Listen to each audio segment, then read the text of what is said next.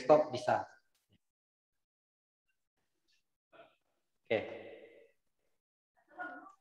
Nah, ini power supply-nya ya dipastikan juga nanti ketika beli power supply disesuaikan dengan kekuatan listrik kita ya, NCB-nya berapa gitu. Apakah 1300, apakah 900? Kalau power supply kita yang 650 2 PC dengan NCB yang masih katakanlah 900 tegangannya, maka otomatis tidak tertarik. Maka itu sangat hati-hati membeli peralatan apapun. Ini kita mengingat kembali media penyimpanan, ada hard disk, ada SSHD, ada SSD, ada NVMe. Ya, ini disesuaikan dengan kebutuhannya. Oke, sebentar lagi saya akan menampilkan simulasi perakitan komputer. Sebelumnya ada pertanyaan? Ya. Paham ya yang kemarinnya, masih ingat ya? Oke.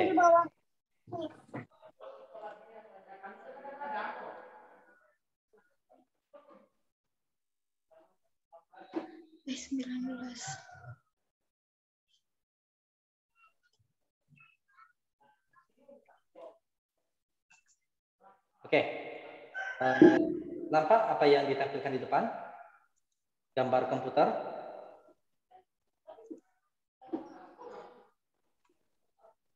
Nampak ya?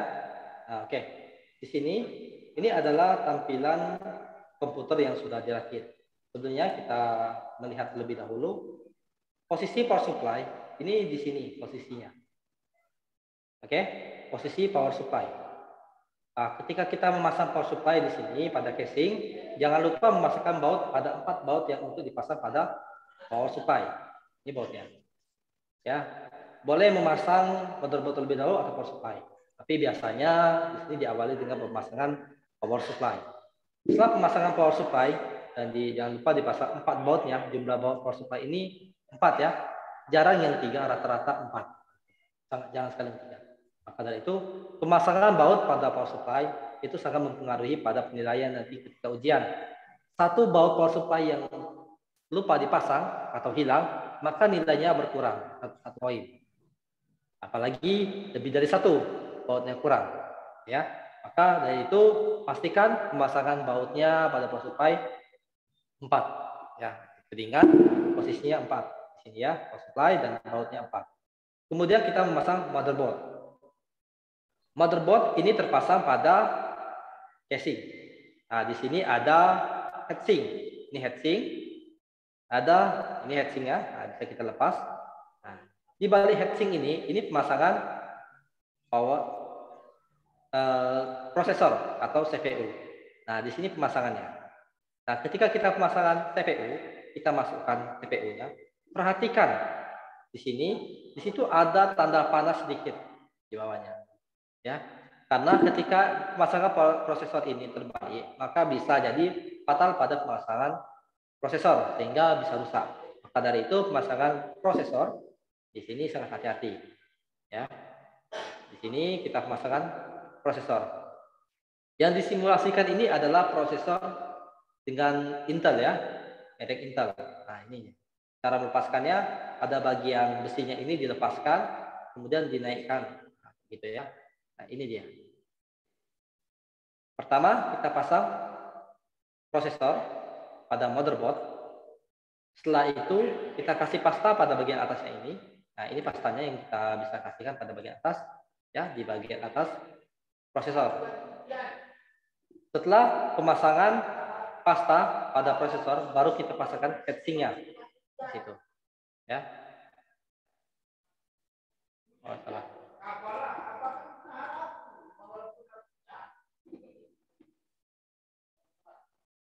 Oke, di sini dipasang heatsinknya. Setelah itu baru dikunci pada bagian titik tadi. Oke, ini, nah sini ya. Ini ada titik yang harus dipasang. Nah, kemudian di sini pada bagian kuning ini adalah kabel untuk pemasangan dari fan yang berada pada heatsink ini pada motherboard, sehingga kipas anginnya bisa berputar ketika komputer hidup. Di sini posisinya. Oke, kita pasang. Ini kita pasang. Kalau sudah pas, posisinya bisa dilihat. Tapi ini jangan terbalik. Ya, posisinya jangan terbalik. Pada bagian yang ada garisnya ini menghadap ke garis bawahnya. Nah, perhatikan. Nah, seperti ini, kemudian baru dipasang. Nah, seperti itu pemasangan kabel untuk fan-nya yang ada pada heatsink. Selanjutnya, di sini ada pemasangan RAM. Ya. Di sini sudah ada pemasangan RAM. Oke, kita lanjut terlebih dahulu ke adapter card. Adapter card ini untuk pemasangan perangkat kartu-kartunya. Nah, di sini ada kartu jaringan, di mana nanti kartu jaringan ini berfungsi andai kata kita ingin membuat server, gitu kan, server ya, server dari PC-PC biasa dianggap seperti server. Nah, kita tambahkan di sini. Di sini kan ada perangkat NIC. Ini singkatan dari Network Interface Adapter. Pengertian. Nah, di sini kita pasang pada bagian sini, sehingga di sini nanti ada pemasangan untuk jaringannya, atau bahasa lainnya kabel LAN atau RJ45. Nah, itu ya di sini posisinya. Bisa juga kita memasangkan wireless di posisi sini tadi. Misalnya ada komputernya mau menggunakan wireless, nah, bisa kita pasang di sini posisinya. Gitu ya. Akan wireless. Nah, PGA di sini. Ini adalah posisi PGA. PGA atau singkatan dari Video Graphic Adapter. Di sini misalnya kita ada yang hobi main game atau mau membuat PC editing video dengan render yang lebih cepat, maka dibutuhkan PGA. Maka di sini pemasangan PGA. Ya, sesuai dengan slotnya PCI atau AGP. Kalau sekarang sudah PCI Express, ya, gitu ya. Kemudian ketika kita pemasangan motherboard pada casing, di sini ada posisi baut. Nah, posisi di bagian bawah ada bagian nanti saya tampilkan di sini. Nah, di sini pada pemasangan motherboard itu ada baut. Nah, pada bagian bawah kiri, bawah tengah, bawah kanan itu ada baut 3. Kemudian pada bagian atas, nah di sini kita lihat, nah di sini pada bagian atas, atas tengah, atas kiri, atas kanan ada bulat putih itu pemasangan baut. Jadi pada satu motherboard ini terdapat 6 baut yang harus dipasang, sehingga pemasangan baut pada motherboard ini kokoh pada casingnya sendiri. Jadi kalau ada klien kita merakit PC gitu kan, minta mau merakit PC, kita pasangkan bautnya harus kokoh, jangan kurang satu. Dalam ujian nanti, jika satu baut pada motherboard kurang, maka poinnya pun berkurang. Apalagi 2. Kalau pada satu motherboard terdapat 2 baut yang tidak terpasang, maka poinnya pun lebih berkurang lagi. Maka sangat hati-hati pemasangannya, harus teliti gitu ya dalam pemasangan motherboard. Nah, di sini kalau kita lihat dari sini, ini lebih lagi ya. 1, 2, 3, 4, 5, 6, 7, 8, 9, 10, 11. Nah, ini motherboard lama. Artinya harus ada sekitar 11 baut yang terpasang pada motherboard. Jadi hati-hati nanti ketika mau pemasangan motherboard pada casingnya. Diperhatikan bautnya gitu kan, jangan sampai hilang. Oke. Ini pada motherboard. Selanjutnya di sini adalah pemasangan hard disk. Ya. Di sini hard disk. Nah, bisa nanti pakai SSD juga bisa di sini. Nah, kalau yang ini namanya floppy disk. Kalau ini rasanya sudah nggak ada lagi floppy disknya. Ya. Di sini pemasangan DVD ROM atau optical drive gitu ya. Ya boleh dipasang, boleh tidak wajib ya. Tapi posisi yang wajib seperti power supply, motherboard, kemudian di sini ada prosesor, heatsink, kemudian di sini ada hard disk. Minimal hard disk, boleh SSD, boleh SSD. Nah, selanjutnya pastinya harus ada casingnya kalau kita ujian nanti. Kalau misalnya di rumah hanya ada power supply saja, motherboard saja, prosesor, heatsink, dan hard disk, tanpa casing ya boleh ya. Nah, masih tetap hidup ya. Oke, di sini pemasangan pada perakitan pada PC. Oke, sedikit sekilas kita melihat pada bagian laptop. Oke, di sini ada pada bagian laptop. Oke, kalau pada bagian laptop, nah sini untuk posisi laptop, lagi loading ya. Nah, seperti ini. Ini posisi laptop. Kalau laptop, di sini ada posisi hard disknya. Nah, di sini ya pada bagian bawah. Tergantung ini laptop model mungkin di bawah tahun 2011 lah gitu ya. Atau di bawah 2015 masih juga ada ya gitu ya pasangan laptopnya. Nah, di sini posisi hard disk. Kita lihat dari posisi sini. Ini laptopnya. Nah, kita lihat posisi dari bawah ya. Ini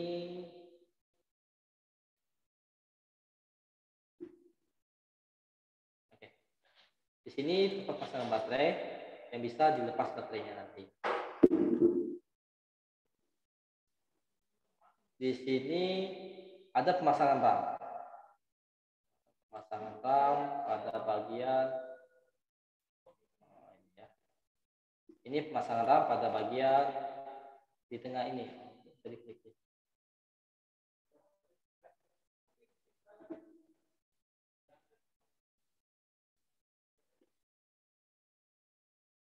Oke, ini pelepasan baterai terlebih dahulu. Kita lepas baterainya. Oke, kuncinya, kita lepas baterainya. Oke, kemudian di sini adalah tempat pemasangan RAM. Oke, kita lepas terlebih dahulu tempat pemasangan RAM-nya. Nah, ini posisi dia. Bautnya dilepaskan. Kemudian kita lepaskan casingnya. Nah, dan di sini posisi RAM-nya. Nah, jika kita ingin mengupgrade RAM laptop, nah, maka di sini posisinya. Pada umumnya laptop itu memiliki 2 slot RAM, tetapi beberapa generasi yang baru sekarang, yaitu laptop yang mungkin yang Intel Celeron, itu hanya 1 RAM yang dipasang atau tidak bisa ditambah RAM-nya. Maka kita pastikan terlebih dahulu ketika kita ingin mengupgrade RAM pada laptop, kita pastikan RAM-nya ada slot RAM-nya di sini. Oke, di sini kita cara melepaskannya, kemudian kita tarik. Nah. Oke, ini pelepasan RAM. Ya, selanjutnya di sini tempat pelepasan hard disk. Nah, ini tempat posisi hard disk. Hard disk laptop itu biasanya pada bagian kiri. Mungkin yang ada laptopnya i5, generasi-generasi yang di bawah 5 gitu ya. Generasi keempat, generasi ketiga, tapi i5, di sini posisi RAM hard disknya. Nah, bisa juga diganti langsung menggunakan SSD di sini. Nah, gitu ya. Ini hard disknya. Lepas, ada casingnya. Kemudian di sini tempat pemasangan RAM, hard disk, dan ada DVD di sampingnya. Oke, seperti itulah kurang lebih sekilas untuk pemasangan poin laptop ya. Tetapi kita tidak begitu membahas laptop nanti, tapi kalau mau bertanya boleh nanti ketika kita praktik nanti. Oke, selanjutnya kita fokus kepada perakitan komputer. Oke, di sini akan saya tampilkan sedikit. Katakanlah ini ada browser yang saya tampilkan. Oke, di sini ada pada entercomputer.com, boleh dibuka juga nanti di browsernya. Di sini kita akan merakit komputer, ya simulasinya. Di sini ada dengan compatibility, dengan tanpa compatibility. Ini ya. Nah, kalau dengan kompatibilitas, di sini dia akan otomatis menyesuaikan. Katakanlah kita mau merakit AMD atau Intel. Prosesornya kita pilih Intel ya, tipe soketnya Intel. Di sini kita pilih soketnya itu atau tempat pemasangan itu LGA berapa. Katakanlah kita mau LGA 1151 gitu ya. Kemudian prosesornya ini yang supportnya. Di Misalnya mau i7 kah, i5 kah, i3 kah, atau Pentium biasa. Ini generasi ke-7 atau generasi ke-6. Kita pilih prosesornya. Harga prosesornya 4.549.000 kurang lebih ya. Kemudian pada motherboardnya, ini yang support pada motherboardnya. Motherboard LGA 1151. Nah, yang mana kita pilih? Mau merek Asus, Biostar, ECS, atau Gigabyte. Ya. Nah, kita katakanlah mau milih merek Asus. Harganya 910. Kemudian RAM-nya lagi. Kita mau RAM-nya berapa giga? Mau 16 giga kah? 2 kali 8 giga, 2 kali 4 giga, 2 kali 8 giga, atau satu saja nanti kita cari di sini. Kalau ada yang satu, saya kayak gini, 8 giga aja setting, nanti baru upgrade lagi ke depannya. Atau 16 giga aja setting gitu kan. Nah, ini 8 giga setting. Artinya kita sudah mempersiapkan untuk pembelian prosesor, motherboard, RAM yang sesuai dengan LGA 1151. Kemudian kita di sini memilih. Kita mau memilih apa? Hard disk kah? SSD kah? Apa hard disknya 1 atau 2 atau SSD saja? Misal, sistem operasi itu sebaiknya diinstal pada SSD. Nah, di sini kita pilih SSD-nya terlebih dahulu. Kita mau beli SSD yang murah aja 120 GB. Nah, ini yang 120 GB ya. Nah, 260. Nah, kemudian ini satu keping, atau kita mau naikkan kecil, terlalu kecil, yang 240 GB, 130. Kemudian di sini untuk penyimpanan selanjutnya kita mau tambah pakai hard disk juga. Misalnya yang 500 GB harganya 600.000 harganya ya. Seperti ini. Nah, di sini sudah ada dua media penyimpanan data, yaitu SSD 430 GB, 240 GB dengan harga 430.000, dan hard disk 600.000, banyak 500 GB ya. Kemudian casingnya tentu kita harus pilih ya. Nggak ada casingnya gimana? Kita pilih casingnya mungkin yang harga murah-murah saja, mungkin yang harga 250.000 boleh gitu ya. Di sini perhatikan, ketika beli casing itu ada input PSU, ada yang tidak input PSU. Jika kita beli yang ada input PSU, artinya sudah ada power supply-nya. Tapi kalau yang bagian misalnya kayak gini, cuman tidak ada PSU-nya, kayak gini kan, artinya kita harus pilih PSU-nya juga. Seperti itu, harus beli juga PSU-nya, power supply-nya. Nah, kita yang diutamakan yang ada tulisan 80 plus bronze certificate atau yang lain-lainnya. Minimal ada 80 plusnya. Nah, maksudnya apa? Kalau 80 plus ini dia bisa memberikan garansi yang lebih, gitu ya, di sini. Tapi kalau kita di sini kita pilih yang langsung ada PSU-nya, ini tidak diperlukan lagi karena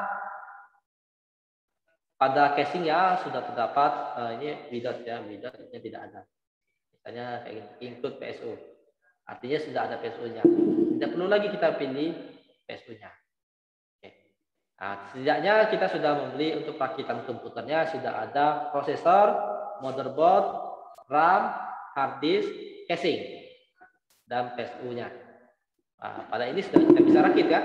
Ada RAM-nya sudah, casing-nya, pasangkan PSU-nya sudah ada, motherboard-nya juga ada, prosesornya sudah ada, ini ya. Nah, di sini biasanya pada prosesor ini sudah sepaket dengan heatsink-nya.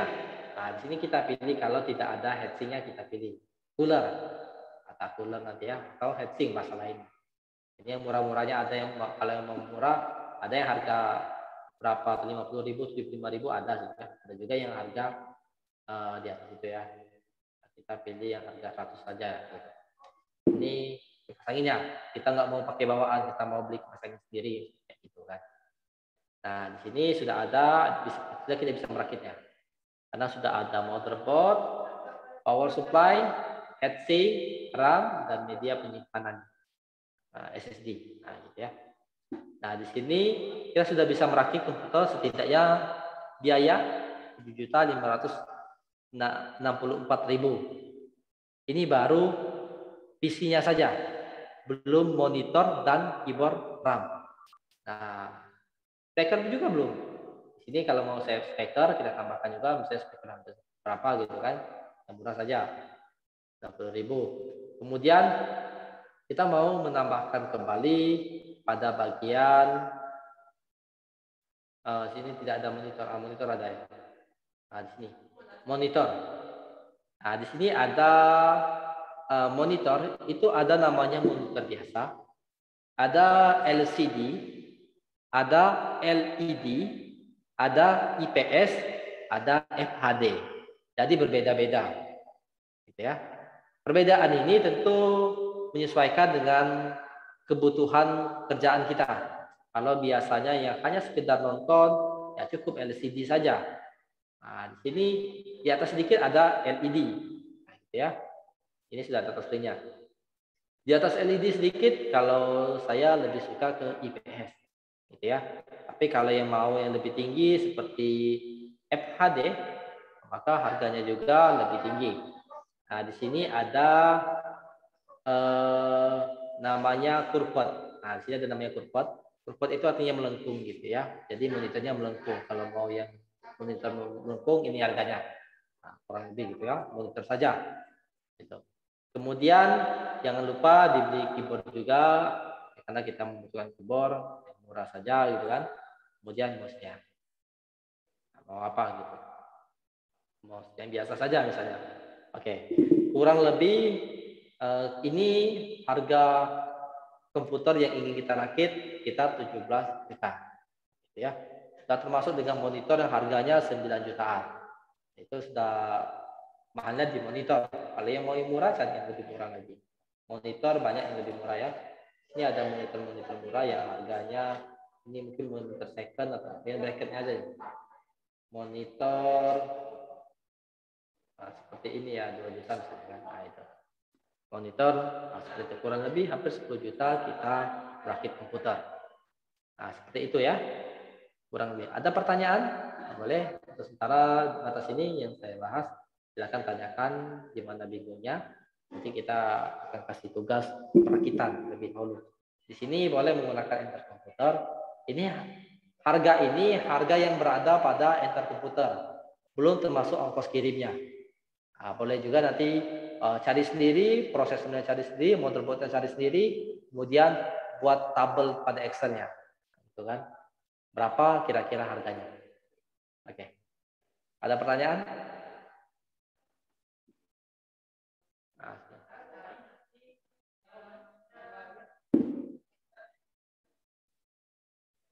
Oke, ada pertanyaan?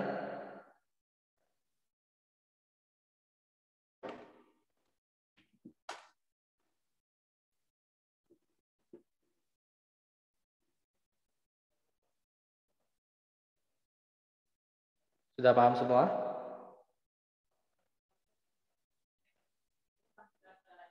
Oke. Di sini, ketika kita ingin merakit komputer, ya, nampak ya di situ gambar Excel-nya. Ya, satu Excel. Di sini ketika kita ingin merakit komputer, pertama kita pastikan ada motherboard,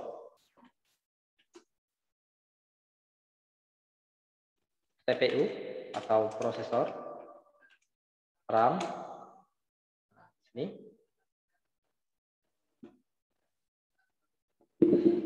media penyimpanan, itu ya. Kemudian di sini ada casing. Di sini boleh juga prosesor. Ini biasanya paketan dia. Ada yang prosesor saja, ada yang prosesor plus heatsink. Nah, di sini ya. Paket yang pasangnya. Di sini RAM, media penyimpanan. Boleh SSD, hard disk atau SSD. Di sini ada casing. Oke, ini untuk perakitan pada komputernya. Misalnya kita mau merakit total harga modal sekitar 7 juta. Kan? Jadi ditargetkan di sini misalnya motherboardnya harganya 1.200.000. Kita buat lebih dahulu sini kasih rupiahnya. Prosesor CPU harga 2,5 juta, gitu kan? RAM tidak lebih dari 800.000 misalnya. Nah, ya. Kita totalkan. Nah, di sini. Nah, media penyimpanan kurang lebih kita menghabiskan anggaran sekitar 900.000 misalnya. Kemudian casing sekitar 600.000. Di sini sudah termasuk casing plus PSU, nah, power supply. Oh, lewat ya. Nah, itu ya. Kemudian di sini kita tambahkan kembali monitor. Monitor kita beli yang harga sekitar 200 misalnya ya. Nah, kemudian di sini kita tambahkan untuk paket lainnya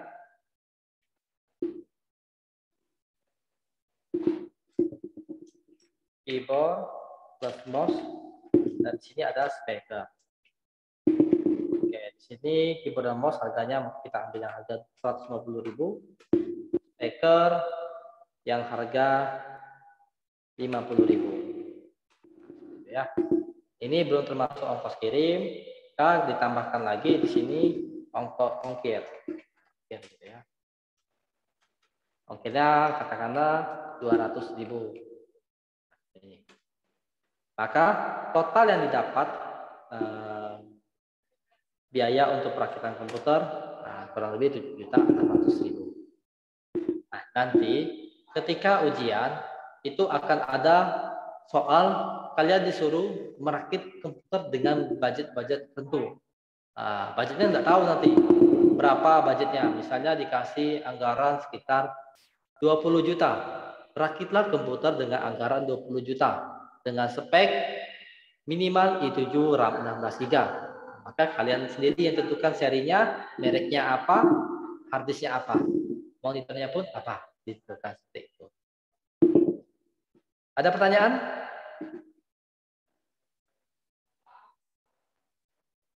Ada pertanyaan?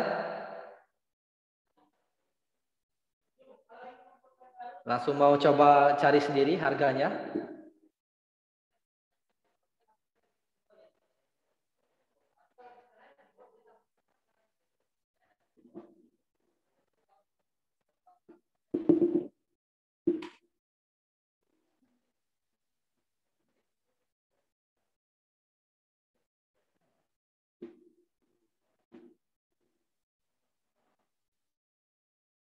Oke, di sini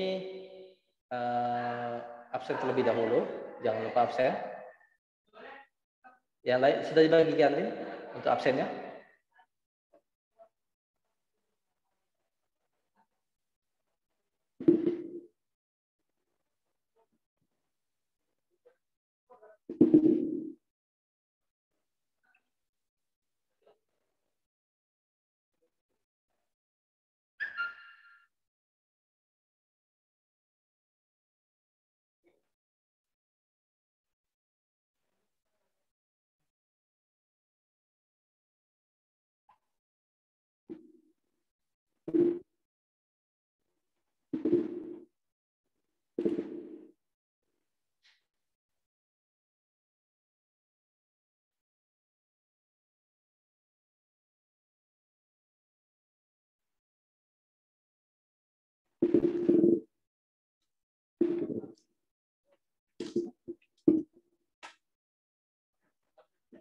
Oke, jika sudah tidak ada pertanyaan lagi, sekarang silakan buat rincian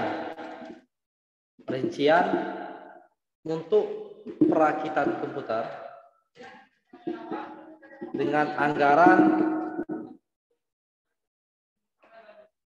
yang pertama anggaran 5 juta. Ini 5 juta ini hanya PC saja, tidak termasuk monitor.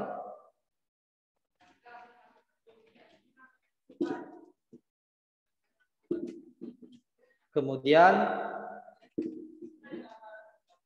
dengan anggaran 15 juta.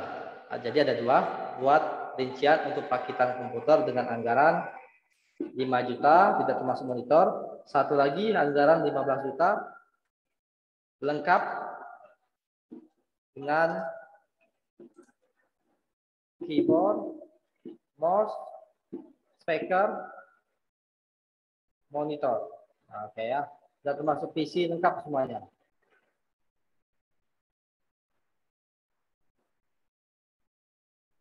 Oke. Nah, ini tugasnya. Silakan buat rincian praktikan komputer dengan antara itu. Kemudian boleh dibuat di Excel. Kalau sudah dibuat di Excel, silakan kirimkan rincian, dikirimkan ke email almahdi23@gmail.com. Oke, ini tugasnya. Di sana dikasih judul tugas perakitan komputer 2. Nah, gitu ya. Seperti itu. Kalau yang kemarin kan tugasnya untuk pengenalan komputer. Nah, sekarang perakitan. Ada pertanyaan?